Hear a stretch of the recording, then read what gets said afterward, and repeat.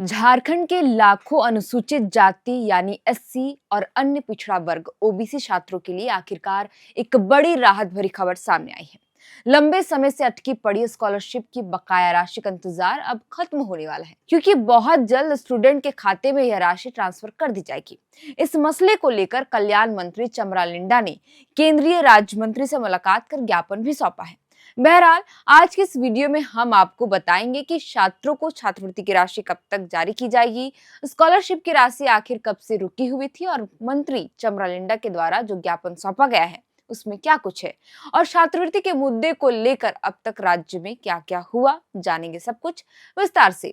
दरअसल छात्रवृत्ति के मसले को लेकर हेमंत कैबिनेट में कल्याण मंत्री चमरा लिंडा ने 16 दिसंबर को केंद्रीय सामाजिक न्याय एवं अधिकारिता मंत्रालय के राज्य मंत्री रामदास अठवले से मुलाकात कर एक विस्तृत ज्ञापन सौंपा। इस मुलाकात के दौरान केंद्रीय राज्य मंत्री रामदास अठवले ने न केवल छात्रों की समस्याओं को गंभीरता से सुना, बल्कि तत्काल बकाया राशि को क्लियर करने का आश्वासन भी दिया और विभागीय सचिव को फोन कर मामले को जल्द सुलझाने का निर्देश भी दे दिया। यह पहल उन हजारों छात्रों के लिए एक बड़ी उम्मीद लेकर आई है जिनके शिक्षा और जीवन यापन पर स्कॉलरशिप रुकने से गंभीर प्रभाव पड़ा है। छात्रों को स्कॉलरशिप की राशि पिछले 2.5 साल से लंबित है, जिससे एससी और ओबीसी वर्ग के छात्र सबसे अधिक प्रभावित हुए हैं। मीडिया रिपोर्ट्स के अनुसार कल्याण मंत्री चमरा लिंडा ने अपने ज्ञापन में स्पष्ट किया कि ओबीसी और एससी के प्री मैट्रिक यानी 9वीं 10वीं और पोस्ट मैट्रिक छात्रों को साल 2023-24, 24 से 25 और 25 से 2026 का पूर्ण केंद्रांश उपलब्ध नहीं हो पाया है, जिसके कारण ही छात्रवृत्ति का भुगतान लंबित है और छात्र लगातार आंदोलन कर रहे हैं। मंत्री चमरा लिंडा ने केंद्र सरकार को भेजे गए पत्रों की तारीखों का भी उल्लेख अपने ज्ञापन पर किया कि प्री मैट्रिक छात्रवृत्ति के लिए 21 अक्टूबर 2024 और 11 जून 2025 को पत्र लिखा गया था, जबकि पोस्ट मैट्रिक के लिए 29 दिसंबर 2023, 5 जुलाई 2024 और 18 जुलाई 2025 को पत्र लिखा जा चुका है। बता दें कि सालों से लंबित पड़ी इस छात्रवृत्ति को लेकर राज्य भर में छात्र संगठनों, विपक्षी दलों के बीच जबरदस्त प्रदर्शन और बहसबाजी भी हुई है। आजसू जयराम महतो की पार्टी जेएलकेएम के बाद भाजपा युवा मोर्चा ने भी राज्य भर में जोरदार प्रदर्शन किया। इतना ही नहीं, यह मुद्दा पिछले शीतकालीन सत्र के दौरान सदन के अंदर और बाहर भी जोरों शोरों से उठा था। मालूम हो कि सदन की कार्यवाही के दौरान राज्य सरकार का पक्ष रखते हुए मंत्री सुदिव्य कुमार सोनू ने सीधे तौर पर केंद्र के सौतेलेपन को देरी का कारण बताया था। मंत्री सुदिव्य कुमार सोनू ने केंद्र से अपेक्षित और प्राप्त राशि का आंकड़ा सदन में जमा किया था, जिससे पता चलता है कि राज्य की मांग की तुलना में केंद्र से बहुत कम राशि मिली है। बहरहाल, हम आपको यहाँ थोड़ा विस्तार में बताते हैं कि पोस्ट मैट्रिक और प्री मैट्रिक स्टूडेंट को कब से पैसे नहीं भेजे गए। सबसे पहले पोस्ट मैट्रिक ओबीसी की बात करते हैं। साल 2023 से 24 में 271.37 करोड़ की मांग की गई, जिसके मुकाबले सिर्फ 77.31 करोड़ मिले। साल 2024 से 25 में 253.21 करोड़ की मांग की गई, जिसके मुकाबले महज 33.57 करोड़ ही मिले। और साल 2025 से 26 में 370.17 करोड़ की मांग रखी गई, लेकिन इसके एवज में 1 पैसा भी नहीं मिला। वहीं प्री मैट्रिक स्कॉलरशिप की बात करें तो साल 2023 से 24 में 66.88 करोड़ की मांग की गई, जिसके बदले सिर्फ 7.35 करोड़ मिले।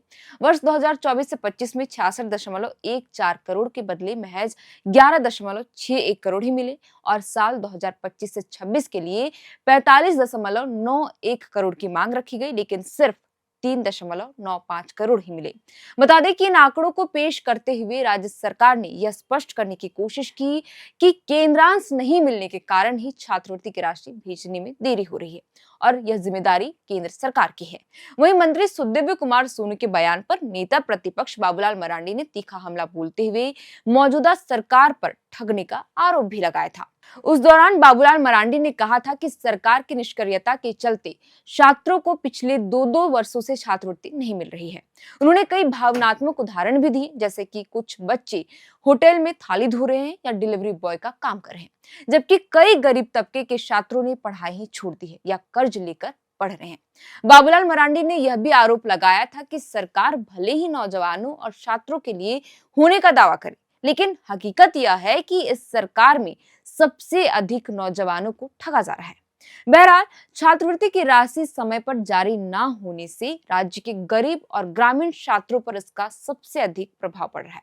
राज्य के विभिन्न कॉलेजों में पढ़ने वाले अधिकांश छात्र छात्राएं स्कॉलरशिप के भरोसे ही शहर में आते हैं, जहां वे अपनी कॉलेज फीस, हॉस्टल का खर्च, पढ़ाई का खर्च नहीं उठा पा रहे। समय पर पैसा न मिलने के कारण कई छात्र कॉलेज फीस जमा नहीं कर पा रहे। हॉस्टल से निकाले जाने का भी खतरा उन पर मंडरा रहा है और उनकी पढ़ाई बुरी तरह से प्रभावित भी हो रही है। इसके अतिरिक्त आंदोलन के दौरान कई चैनलों पर यह खबरें भी चली कि छात्रों अपनी पढ़ाई पूरी करने के लिए होटलों में बर्तन भी धो रहे हैं, डिलीवरी बॉय का काम भी कर रहे हैं या फिर कर्ज ले रहे हैं, जबकि कई पढ़ाई छोड़ने के कगार पर भी पहुंच गए। और इसी मुद्दे को सदन के भीतर बाबूलाल मरांडी ने भी उठाया था। बता दें कि एक अनुमान के मुताबिक झारखंड में औसतन हर साल 6 लाख से अधिक स्कॉलरशिप फॉर्म अपलोड किए जाते हैं, जिनमें आधी से अधिक संख्या ओबीसी छात्रों की होती है।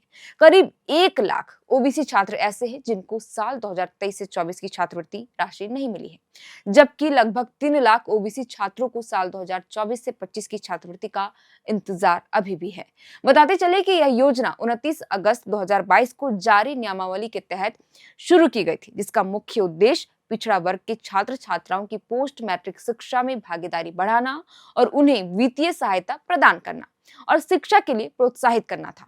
हालांकि नियमावली में संस्थान के इंस्टीट्यूट नोडल ऑफिसर, आईएनओ और जिला कल्याण पदाधिकारी के स्तर पर सत्यापन और स्वीकृति जैसी कई प्रक्रिया हैं, लेकिन पूरा मामला केंद्रांश की कमी के कारण ठंडे बस्ते में पड़ गया है।